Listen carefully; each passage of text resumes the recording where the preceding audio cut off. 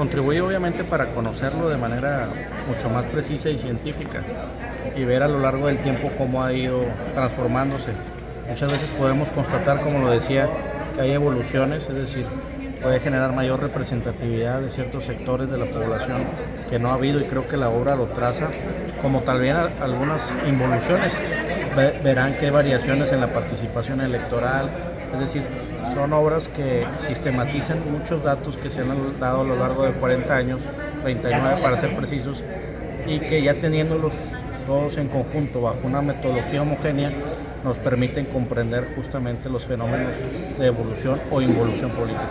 Hablaba usted de que esto le va a ayudar en su ponencia que va a presentar. Claro, pues aunque mi ponencia es a nivel federal, las especificidades de estados como Nuevo León ayudan a explicar ciertos fenómenos paralelos. Entonces, muchas veces quienes nos dedicamos a esto, de construir algunos datos, pues capitalizamos lo que hacen otros, porque ellos siguieron una metodología de un autor que se llama Dieter Nolen, un alemán que conoce muy bien los sistemas electorales de América Latina, y pues eso es una garantía, es decir, es un proceder intelectual que nos permite, pues ya en vez de hacer la pizza y hacer la masa y meterla al horno, ya la compramos hechecita. Decía usted que no se han institucionalizado los sistemas electorales en México como en otros países como Estados Unidos.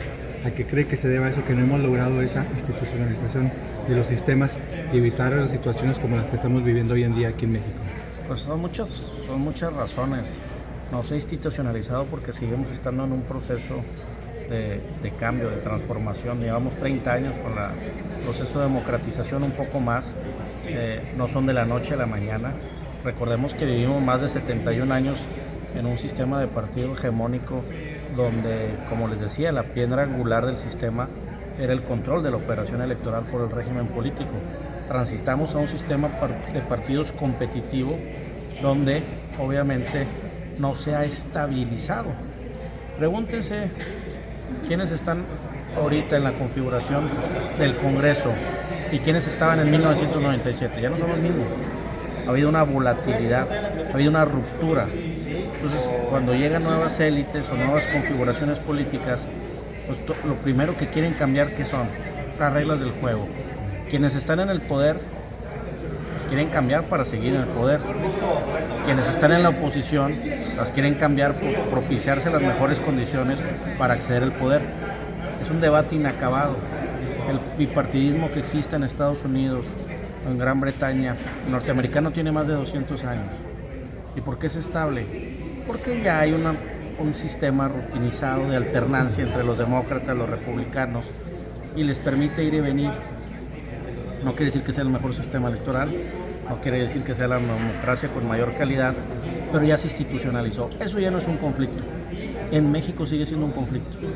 Obviamente, tal vez esperemos verlo nosotros, que esa consolidación democrática que se traduzca en una institucionalización, pues nos toque en esta generación. Decía usted que, a ver si lo entendí bien, que está en riesgo la democracia.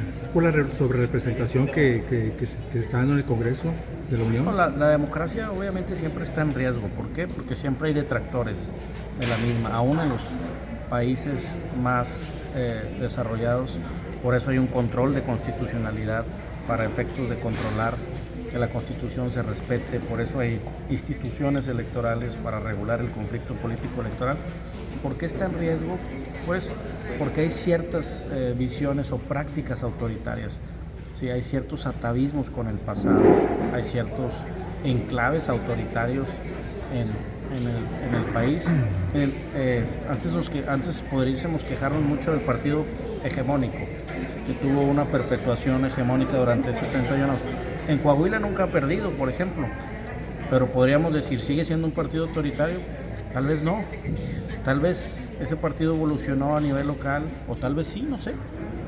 Pero tal vez se adaptó estructural y funcionalmente a las reglas de la democracia, que creo que así lo hizo. Hizo una coalición con el PAN, ya no puede ganar solo. Pero cuando digo está en riesgo la democracia, no lo digo yo.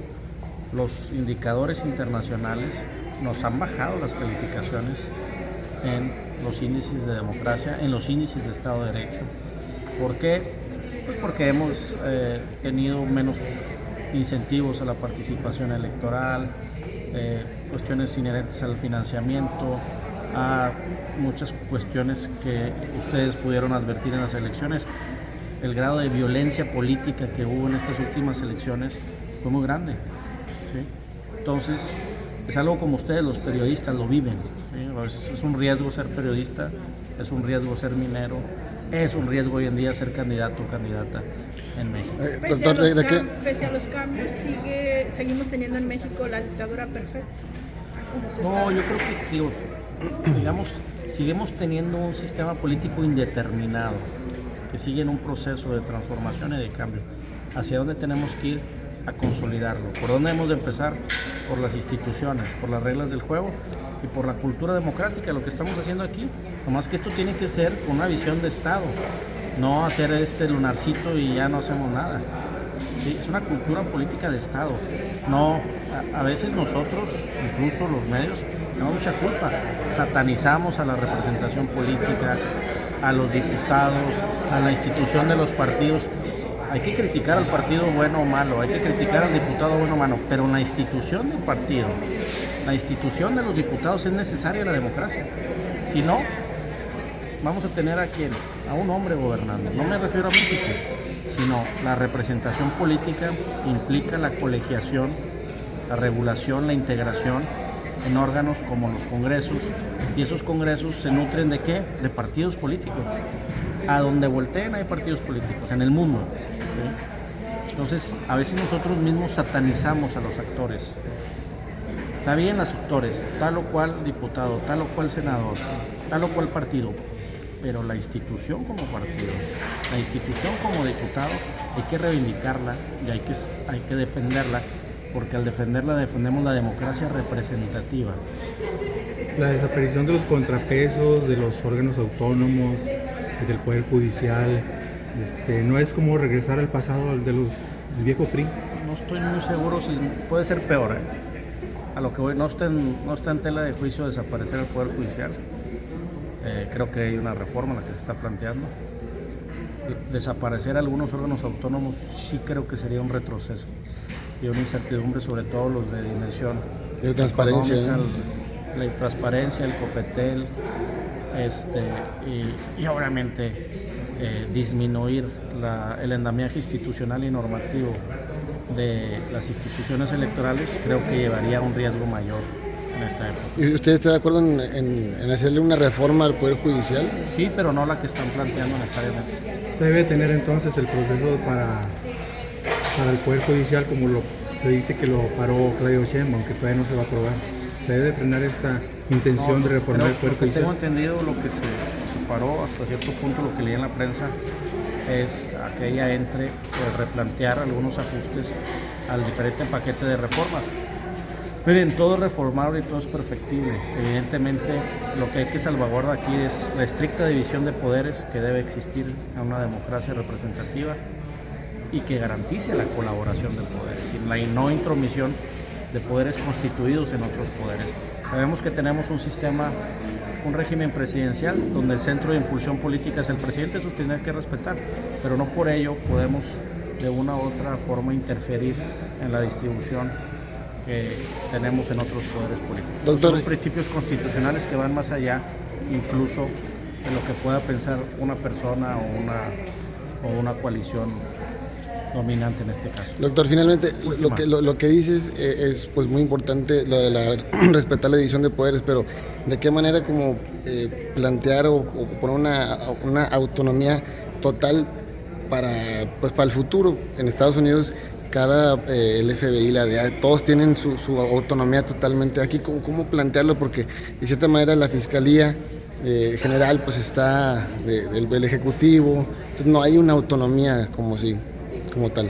Bueno, la autonomía se plantea normativa e institucionalmente, y algo que es fundamental, se garantiza en el proceso de reclutamiento de sus actores, de sus funcionarios, de sus titulares. Entonces, pues eso implica un diseño institucional y normativo de ingeniería que deben de hacer expertos y que se debe discutir ampliamente y que se debe aprobar siempre y cuando se garantice, se llama el deber de ingratitud. Cuando tú nombras del Congreso a un funcionario, que eso pasa en todo el mundo, pues obviamente ese funcionario siempre va a tener el nombramiento y se va, no a deber, pero seguramente una fuerza política o una coalición lo apoyó, porque así es en el régimen representativo.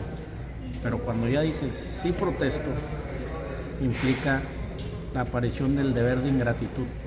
Debes de ser ya ingrato con quienes te nombraron, porque vas a salvaguardar un rol institucional que está descrito y prescrito en algo que es fundamental, que es la Constitución política, en este caso de los mexicanos. Muchas gracias. Gracias, doctor.